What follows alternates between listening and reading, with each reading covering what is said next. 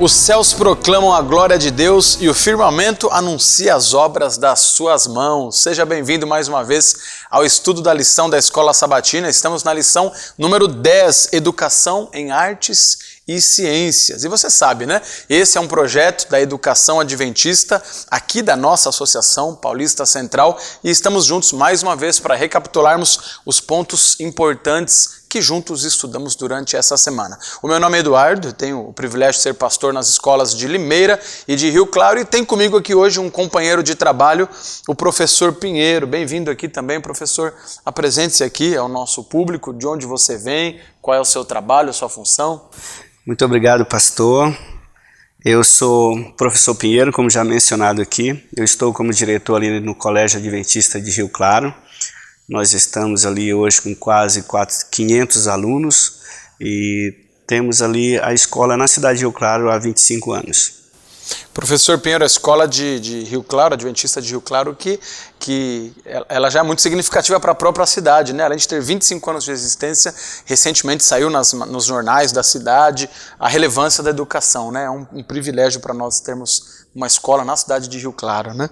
Queridos, na lição dessa semana, nós vamos tentar entender juntos aqui a importância de olhar para as disciplinas de artes e ciências com um olhar, claro, bíblico, né? Que é o que importa realmente para nós que somos cristãos. E eu queria então começar chamando aqui o professor Pinheiro na nossa conversa com a seguinte pergunta. Professor, quando nós olhamos para a criação, para as coisas que foram criadas, de que maneira você consegue enxergar a evidência, a existência de um Deus criador?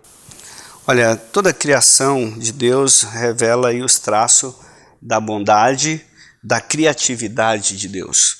E hoje, apesar de já termos aí mais de 6.000 anos de existência, né, da espécie humana e de tudo que está criado, nós ainda podemos ver nesses traços da criação essa evidência da vida e da bondade de Deus.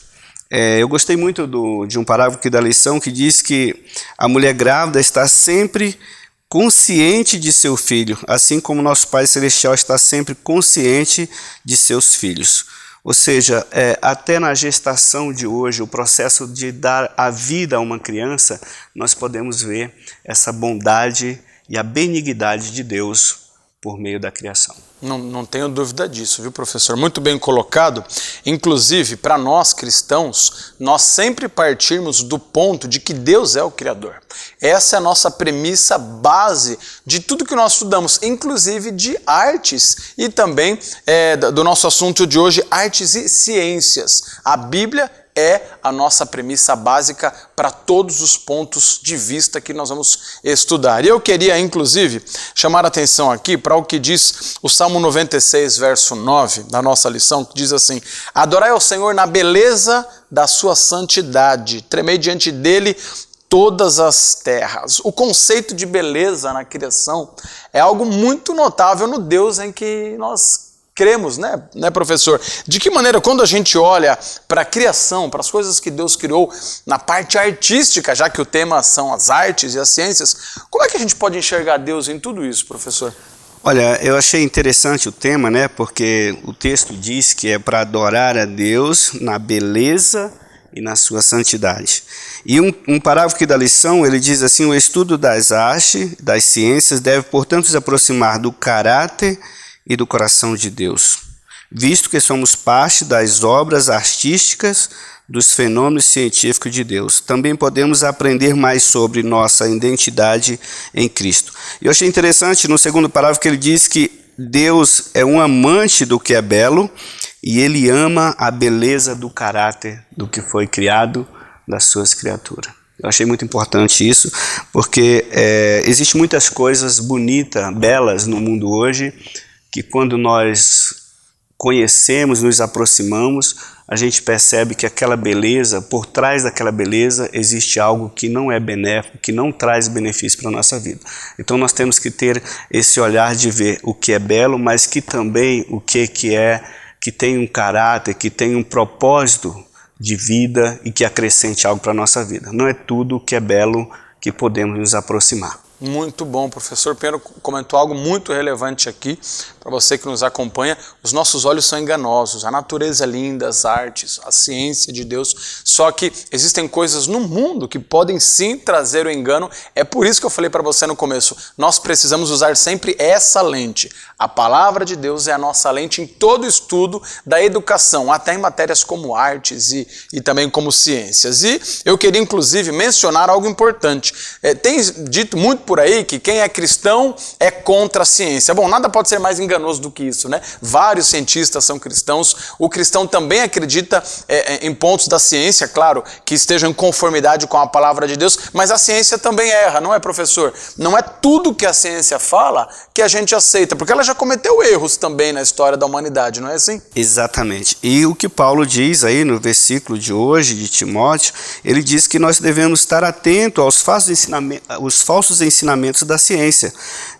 Ele menciona, a lição aqui menciona que por quase 2000 anos as pessoas mais inteligentes do mundo, os especialistas, acreditaram que a Terra permanecia imóvel no centro do universo, sendo que a própria palavra de Deus já nos dizia que isso não é verdade. Não é verdade.